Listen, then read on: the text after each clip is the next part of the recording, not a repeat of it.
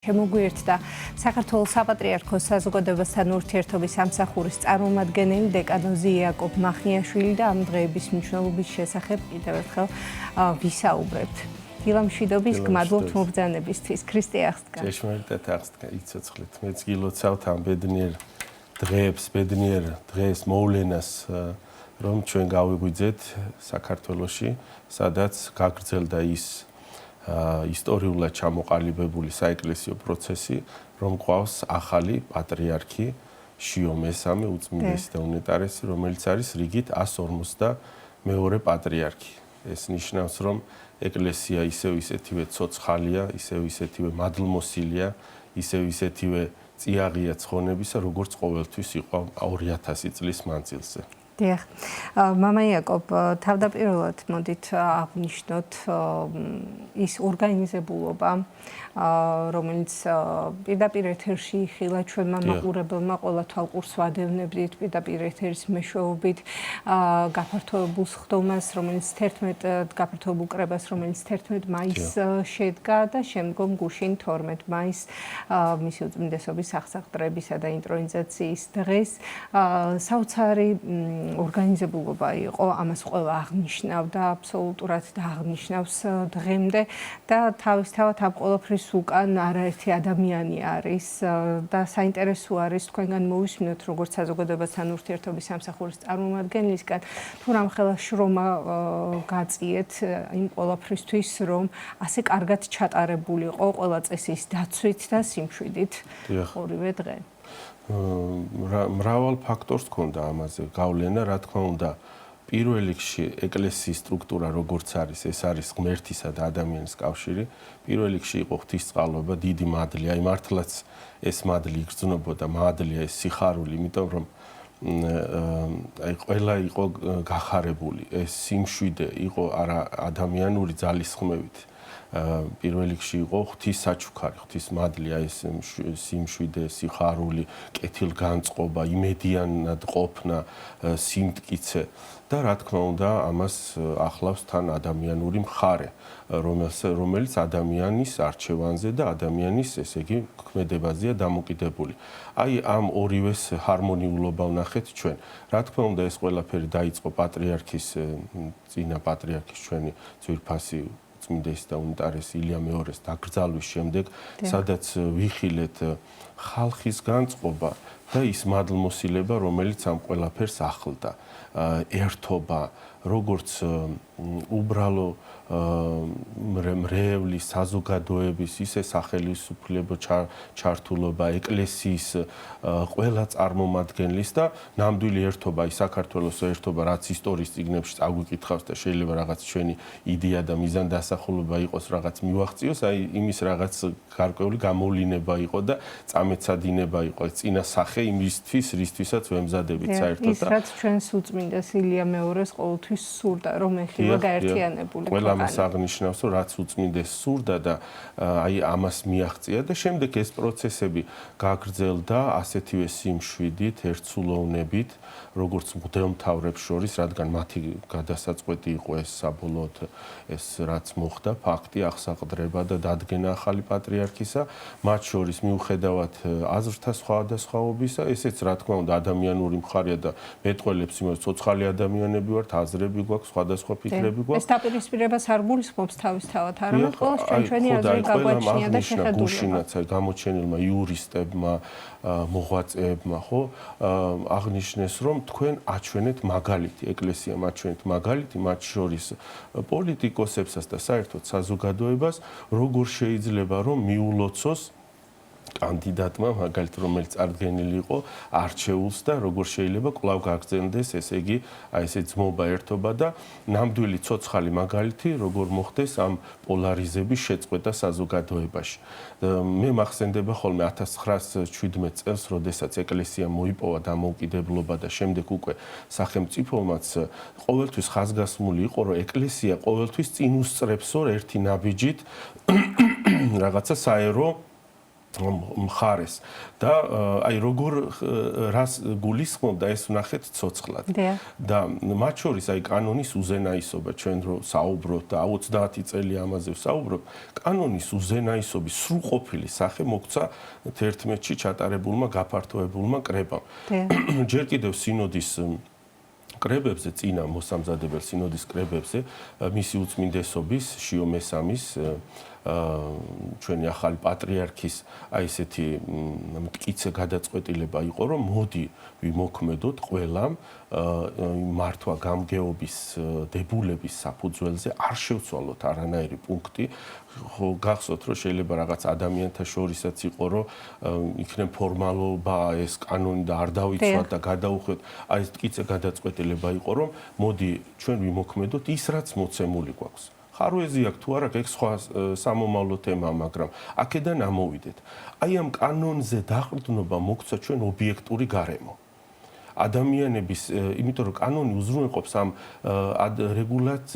რეგულაციებს მოქმედებას ადამიანთა შორის და ასევე ვერ განაწყენდები უკვე პიროვნებას იმიტომ რომ კანონია ობიექტურება ამას ობიექტურად სამოქმედოა ყველა მხარისთვის და მართვა გამგეობის საფუძველზე მოხდა დელეკატების მოწვევა აი ეს მოქმედებების გაწერილობა და რა თქმა უნდა ამას დიდი მნიშვნელობა ჰქონდა ასევე საპატრიარქო საზოგადოებასთან ურთიერთობის სამსახურს მის ხელმძღვანელს მამა ანდრია ჯაღმაიძეს მოადგილეს მამა დეკანოს გურამ ჭარელაშვილს და ყველა ვინც შედის აი ამ ჯგუფში თქვენ იცით რომ ბევრი მამები არიან შემოყრებილი ახალგაზრდა ესეთი მიზანდასახული ვისაც სწურია ეკლესიის კეთილდღეობა ბედნიერება და ისინი გულითადად ენთუზიაზმით ჩართულები იყვნენ და აი 9 წელმა მის უწმინდესობასთან ერთად რაც მოსაყდრე იყო პატრიარქი შიო, რა თქმა უნდა, მაშინვე ჩამოყალიბდა ეს სამსახური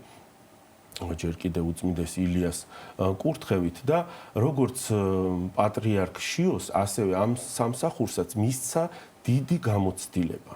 და აი ამ ეს გამოცდილება სწორედ წარმოჩნდა აი ამ მოვლენებში. რა თქმა უნდა, ამ ფიზიკური უზრუნველყოფა სჭირდებოდა ყველაფერს, უბრალოდ ესთეტიკურადაც ლამაზი რო ყოფილიყო შესახედი, ყველა აღფრთოვანებული იყო, რომ რა ვიცი, არსად არ გვინახავს სოფლიოს თანამედროვე ხლა სოციალური ქსელი არის, დამალული არაფერი არ არის და აი სხვა ქვეყნებში, სხვა ეკლესიებში როგორ ჩატარდა ესეთი მასშტაბურობა ესეთი ღონისძიება, ესეთი დალაგებულად, ესეთი უზრუნველყოფით, ესეთი ლამაზად ყველაფერს იკოხტავით, რა თქმა უნდა, აი ამ სამსახურის დიდი დამსახურება საპატრიარქო საზოგადოების. ძალიან მნიშვნელოვანია ისიც წერან თქვენ რაც ბრძანეთ მამა იაკობ, რომ მიუხედავად ასთა სხვადასხვაობისა, მაინც ესეთი ერთსულოვნება იყო და ძალიან დიდი მნიშვნელობა აქვს ეს ჩვენი ერისთვის, ჩვენი მომავალი თაობისთვისაც, იმიტომ რომ მაგალითად დაიდონეს ურთიერთობა ის რომ მიუხედავად ასთა სხვადასხვაობისა შესაძლებელი არის მაინც ერთსულოვნება და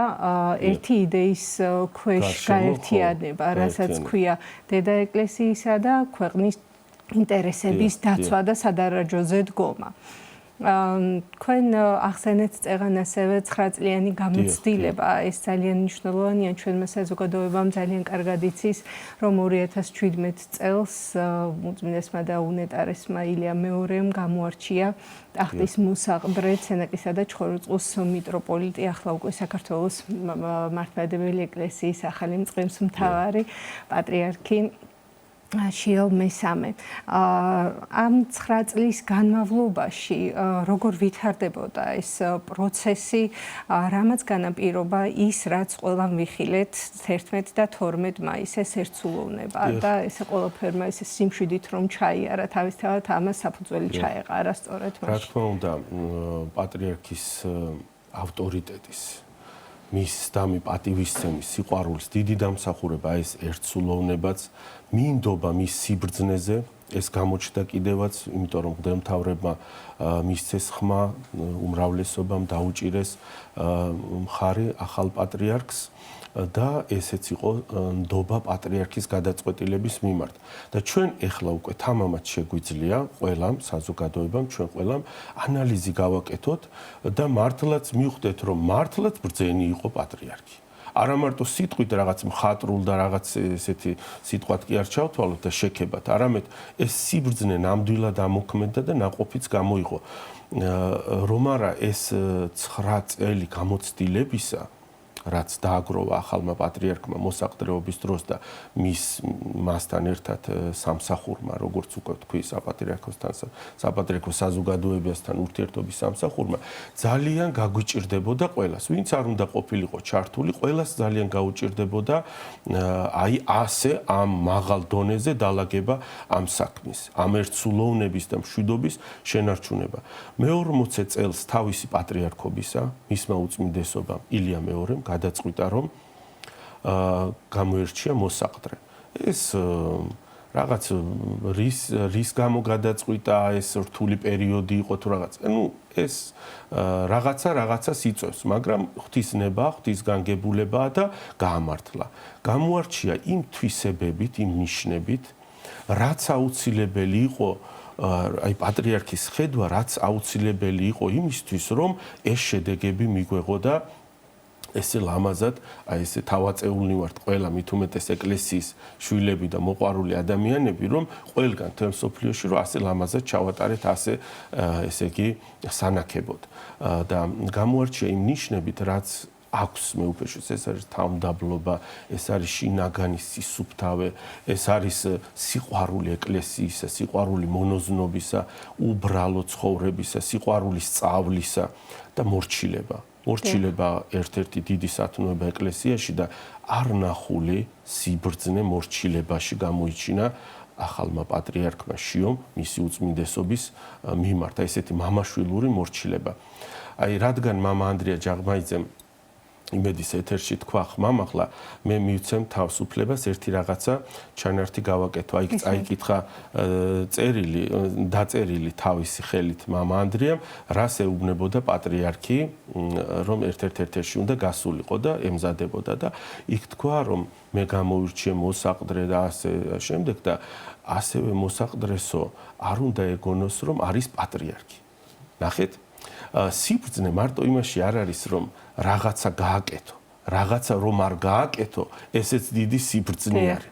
რაღაცაზე რომ თქვა არა, ესეც ეს თავშეკავებულობას დიდი სიბრძნეა და გამოიჩინა, აი უწმინდესის ლოცვით, მართლა წმინდა გიორგის ლოცვით, ახალმა პატრიარქმა, მაშინდელმა მოსაყდრეში, რომ დიდი სიბრძნე გამოიჩინა.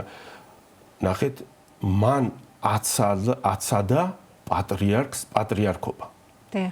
შეიძლება ეს ბევრ ადამიანს გასჭირვებოდა.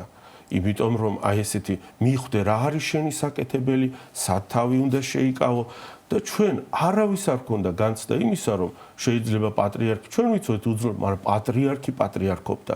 ჩვენ ყველას ქონდა ამის განცდა, რომ პატრიარქია ეკლესიის მეთაური. და არასწორად მეუფემ ბრძანა ერთ-ერთი ინტერვიუს დროს, სწორედ ის, რომ მეუფეშიო ყოველთვის ეკითხებოდა მის უწმინდესობას და ყველა გადაწყვეტილება მის უწმინდესობის იყო და მისი კითხვის გარშე და წვრილმანი დეტალი ჩვენ გვეგონოს, რომ ეს წვრილმანია და რატო მოიცდი და ერთი კვირა რაც დასჭირდებოდა, შეხვდებოდა, მოახსენებდა და მე დაუშვათ იტყოდა, რომ აი პატრიარქის კურთხევა ასეა და ასე. აი მე ერთ-ერთი მონასტრის წინამძღვრისის მოვისმინეთ ამის წინათ, რომ ერთადო ვატარებდითო ლოცვასო პატრიარქთან მეუფეშიოს ეხმარებოდა ეს მამაო არქიმანდრიტი და უწმინდესის რომ უნდა ეთქვა, როგორც პატრიარქს, როგორც უპირატეს ასამაღლებელი. და თქვენ იცით, რომ უძლურების გამო შეიძლება ხმადაბლა მოსლოდა ან დაეყოვნებინა. არასდროს დაასწრებდა მოსაყდრეს შიო, რომ მას ეთქვა, ქონდა ამის უფლება. დაელოდებოდა რამდენ ხანსაც არ უნდა ყოფილიყო საჭირო, ვიდრე არ იტყოდა. აი ამ დეტალებში, აი ამ წვრილმანებში ჩანს სწორედ დიდი სიბრძნე. ამ სიბრძნემ, აი ამ მორჩილებამ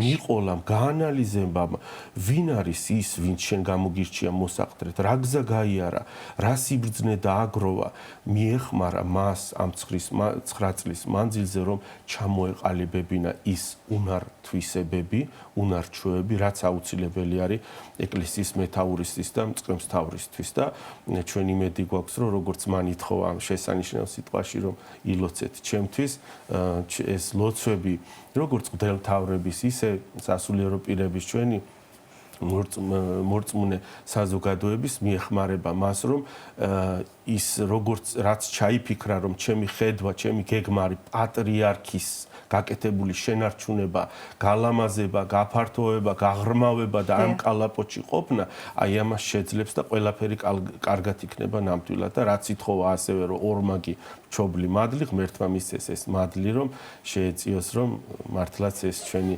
საყვარელი სამშობლო, საყვარელი ეკლესია ყოველთვის აი ამ სწორი სულიერი განვითარების რელსებზე მამა იაკობ, ასევე ინტრონიზაციის დღესთან დაკავშირებით ვისაუბროთ, რომელიც გუშინს შედგა აღსაყდრება ახალი პატრიარქისა. ძალიან მნიშვნელოვანი იყო ასევე ამ დღის სწორად წარმართვა და ყველა იმ წესის დაცვით გამართული იყო ეს პროცესი, ასე ვთქვათ, ამ დღეს ახალ პატრიარქს გადაეცა ის სიწმინდეები, რომელსაც 59 წლის განმავლობაში ატარებდა უწმინდესი აცგანსვენებული ილია მეორე. მანამდეც რა თქმა უნდა უძველესი რელიქვიებია. ამ მნიშვნელობის შესახებ ვისაუბროთ ასევე და იმის შესახებ თუ რა მნიშვნელობა აქვს ასევე ის რომ ორმა უხუცესმა მღვდელმთავარმა საპატრიარქო ტახტზე სამჯერ დასვა მისი უწმინდესობაშიო. მესამე ყველა ამ დეტალზე რომ გამახვილოთ ყურადღება და ასევე ორგანიზებულობას. რა ცოტა ყველანი ესეთი ასე ვთქვათ სიხარულით ვართ და რასაც გავიხსენებ და ხელს ასე ვთქვათ გონების თვალით მოუჭიდებ და გავიხსენებ ვისაუბროთ რა თქმა უნდა პირველ რიგში რასაც ეკლესია საუბრობს აი ეს პატივისცემა დავუშვათ მშობლების უხუცესი ადამიანის და ასე შემდეგ ეს ლიტონის სიტყვები არ არის ანუ ეს პრაქტიკაში ღვთისმსახურებაშიც არის დანერგილი აი დავუშვათ ერთი დღით ადრე რო იყოს ხელდასხმული ანუ ნაკურთხის ასულიერო ის უპირატესად ითვლება და მას ეთქმის პირველი სიტყვა და აი ეს იერარქიულობა ეს წესრიგი რაც ეკლესიაში არის აი ეს არის გამოვლენილი ყველა დეტალში რა თქმა უნდა უპირატესი ვინც იყო ქიროტონით ამ შემთხვევაში გახლდათ მიტროპოლიტი დანიელი მან მოიმოქმედა რამდენიმე ქმედება ეს მსახურებაში ასევე ვინც არის ასაკით უხუცესი არ შევცდე მე მგონი არ ვცდები მიტროპოლიტი ანანია მას როგორც ასაკით უხუცეს ეკუთვნოდა რაღაც ქმედებების განხორციელება და ეს სინქრონიზაცია ეს ჩართულობა ესეთ ულამაზეს გარემოს ქმნიდა საეკლესიო მსახურებით გარემოს ასევე მიტროპოლიტი აბრაამი მათ აღასაყდრეს აი როგორც ჩვენ ვინათლებით სახელთა მამისათა და ძისათა და სულისაწმინდისათა აი ამ ფორმით ხდება ტახტზე დაბრძანება სამჯერ და წარმოთქვეს მეუფე დანიელმა და მეუფე აბრაამმა ეს ფორმულა ეს სიტყვები და აღასაყდრეს ანუ სამჯერ დააბრძანეს ასევე გადაეცა უძველესი მოოქროვილი პატრიარქების ნატარები ეს ძვირფასი რომელიც შემოგვცა ჩვენ მიტრა გადაეცა მას რომელიც ღვთისმსახურების დროს უნდა ეკეთოს ასევე გადაეცა უძველეს კირიონის დროიდან შემონახული წმინდა კირიონის უწმინდეს კირიონის დროიდან შემონახული ჯვარ-პანაღია თქვენიც მღვდელმთავარი ატარებს აი ჩვენ მღვდლები ჯვარს ვატარებთ მღვდელმთავარი პანაღიასაც ღვთისმშობელია გამოსახული მასაც ატარებს ხოლო პატრიარქი